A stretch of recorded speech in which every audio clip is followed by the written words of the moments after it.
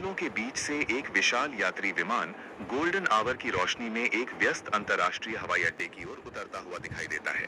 Camera कभी विमान के ऊपर, कभी सामने और कभी रनवे की ओर बढ़ता है। स्क्रीन पर आकर्षक टेक्स्ट दिखाई दे।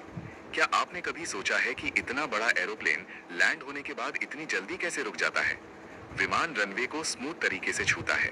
लैंडिंग गियर विमान का पूरा भार संभालते हुए हल्का दबता है। पहियों के जमीन से टकराते ही हल्का धुआं निकलता है और पहिए बहुत तेज गति से घूमने लगते हैं।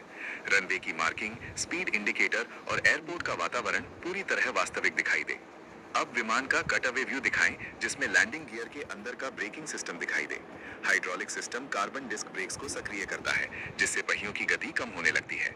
उसी समय इंजन के थ्रस्ट रिवर्सर खुलते हैं और इंजन की हवा आगे की दिशा में मोड़कर विमान की रफ्तार कम करने में मदद करते हैं। एनिमेटेड तीर और साफ लेबल प्रत्येक सिस्टम को समझाते हुए दिखाई दें।